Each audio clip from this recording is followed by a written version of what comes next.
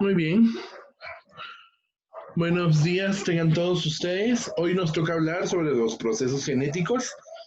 Vimos un poco sobre la genética, un poco de la historia que hay acerca de la genética. Vimos un poco de cuáles son las moléculas biológicas que tienen que ver con genética.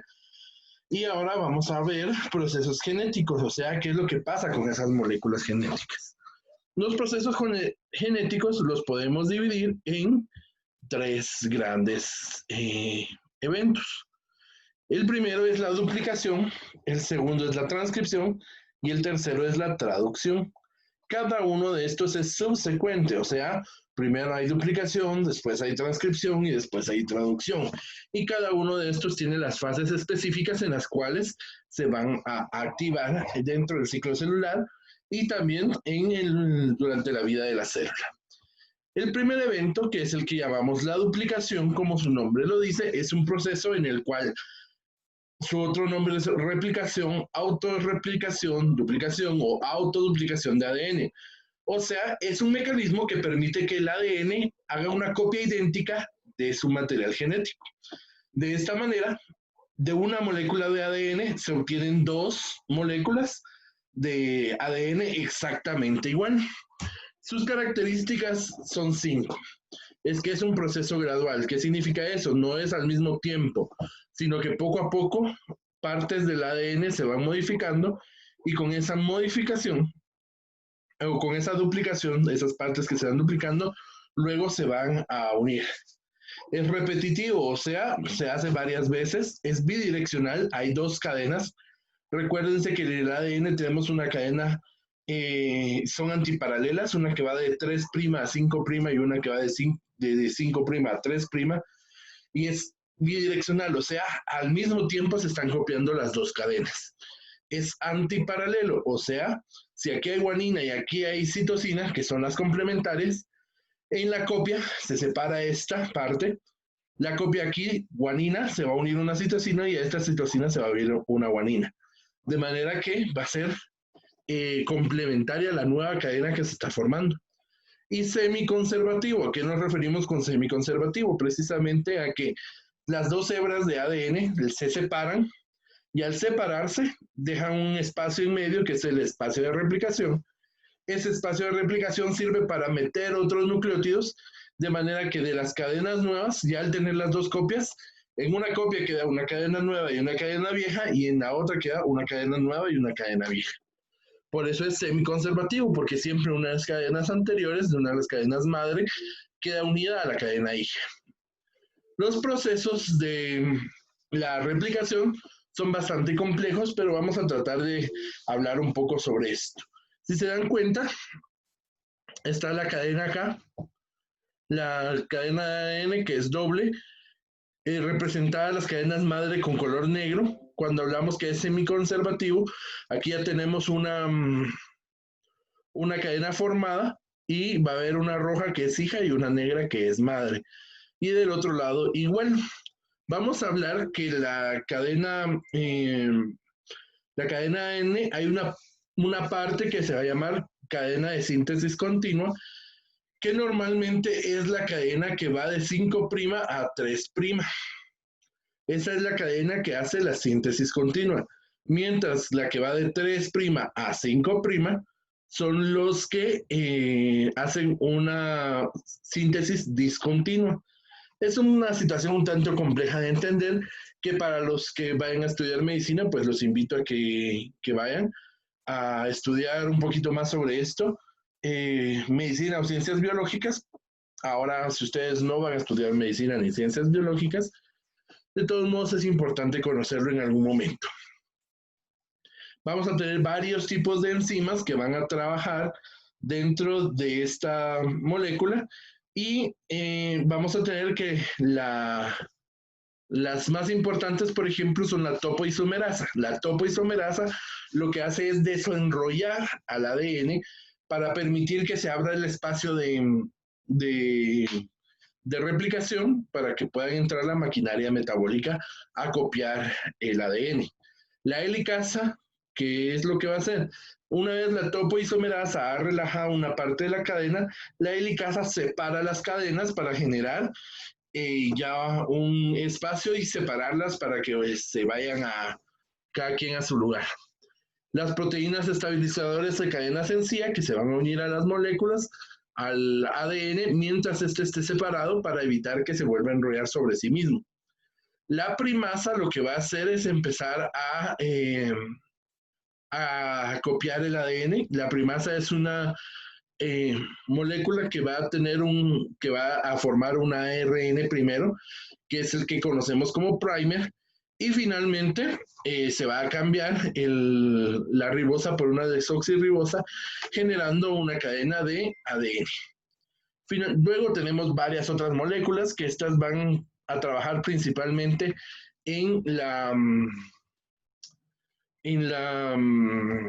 cadena discontinua, que es la más complicada de comprender, y la cadena de síntesis continua, que esta va, como su nombre dice, continua, se va de un solo.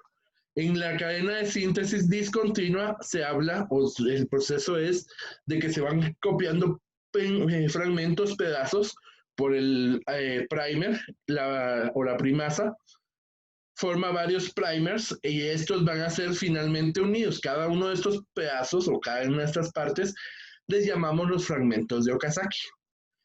En esta cadena lo que va a haber es una ADN ligasa que va a unir en los puntos donde no están unidos estos primers o estos fragmentos de Okazaki, aquí los va a unir para generar la continuidad de la cadena.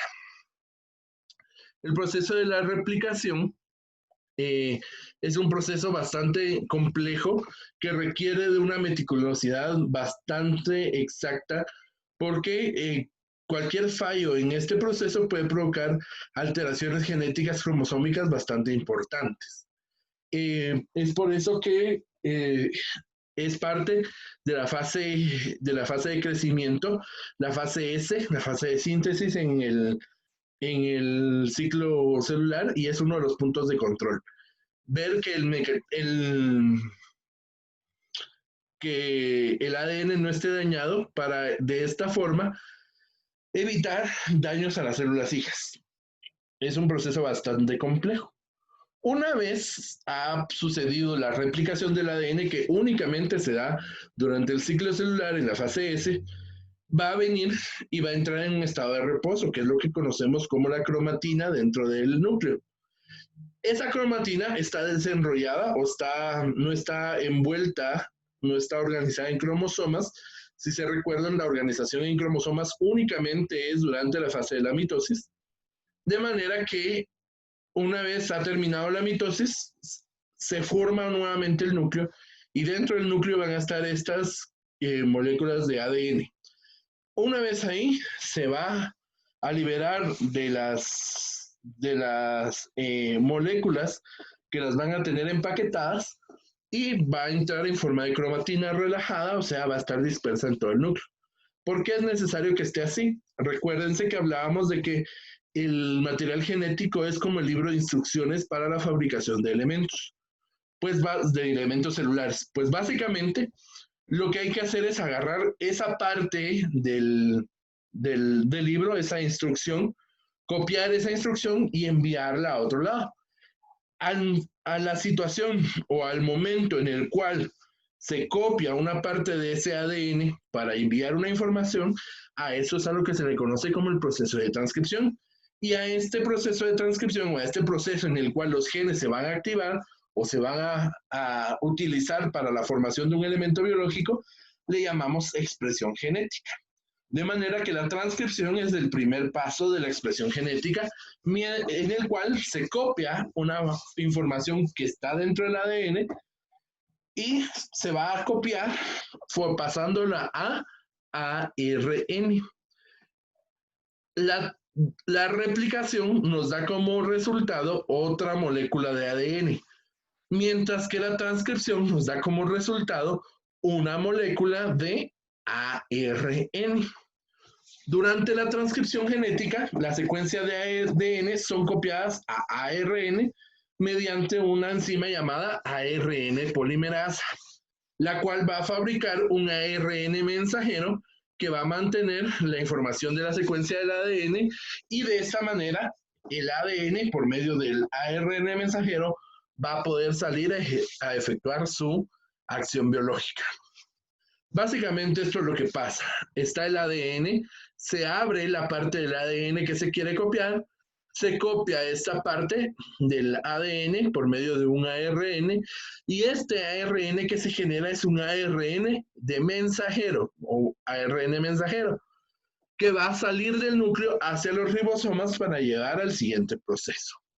Básicamente, lo que se está copiando es una parte del ADN que esta parte va a salir después de haberse terminado de copiar.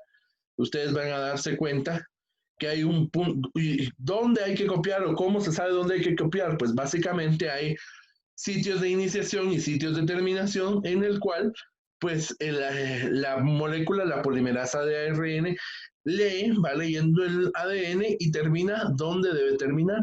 Son puntos, estas situaciones genéticas no están al 100% determinadas, pero una gran parte que sí está determinada. Hay un sitio de iniciación y hay un sitio por ejemplo, hay un sitio de unión en el gen, hay un sitio de iniciación y hay un sitio de terminación.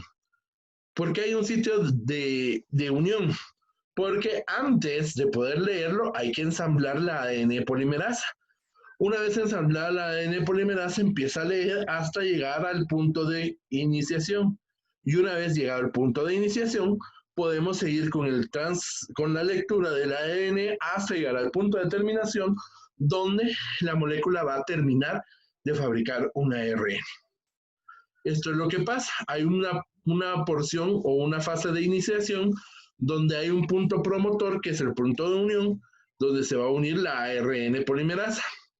También aquí van a entrar en acción la helicasa y la topoisomerasa, porque recordamos, la topoisomerasa desenrolla y la helicasa separa los enlaces de hidrógeno que unen las dos cadenas de ADN.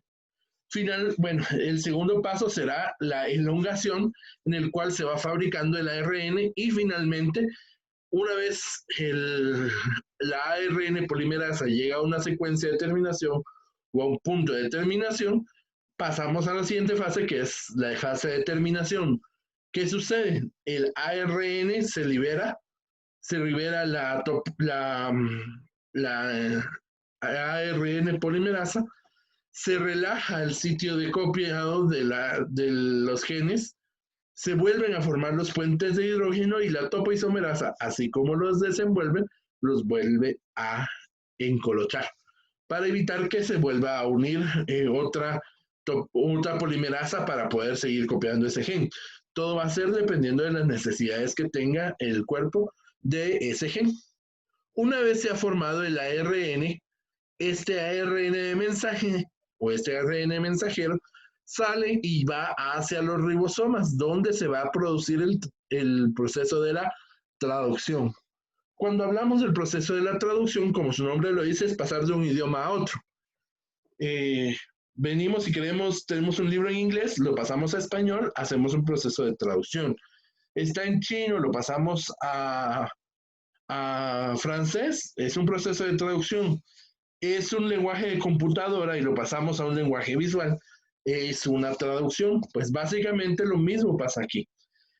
Ese mensaje que lleva el ARN mensajero hay que leerlo y traducirlo, saber qué es lo que significa. Ese es el segundo proceso de la síntesis proteica y por lo tanto es parte de la expresión genética. La duplicación nos da como resultado otra molécula de ADN. La transcripción da como resultado una molécula de ARN mensajero. Y la traducción da como resultado una proteína. Una vez se ha liberado el ARN mensajero y llega al ribosoma, sucede este proceso de traducción. ¿Cómo se va a hacer? Pues básicamente está los ribosomas, que los ribosomas están formados por dos porciones, una subunidad alfa, una subunidad beta. Estas se unen al ARN, perdón, y por medio de una situación o por medio de lenguaje, que es el lenguaje genético, que es el código genético, van leyendo la información y van fabricando las proteínas. Ese será nuestro tema de la otra semana, el código genético. Vamos a saber qué es el código genético, qué significa el código genético, pero para eso necesito que ustedes hagan un cuadro de la traducción del código genético. Pongan así, código genético en el Google y les va a salir. Yo lo que quiero es que me hagan esa imagen precisamente para que ustedes vayan entendiendo más o menos. Recuérdense de los aminoácidos, porque la otra semana trabajaremos código genético y vamos a entender lo que dice un ARN mensajero con un ARN de cómo es que este ARN se transforma de ARN mensajero a una proteína para en la siguiente semana. Espero haberles explicado y cualquier duda o pregunta, saben que pueden comunicarse conmigo por cualquiera de los medios digitales que tenemos. Nos vemos la siguiente semana. Vayan a hacer su tarea de una vez, porque si no después están corriendo. Un saludo, nos vemos.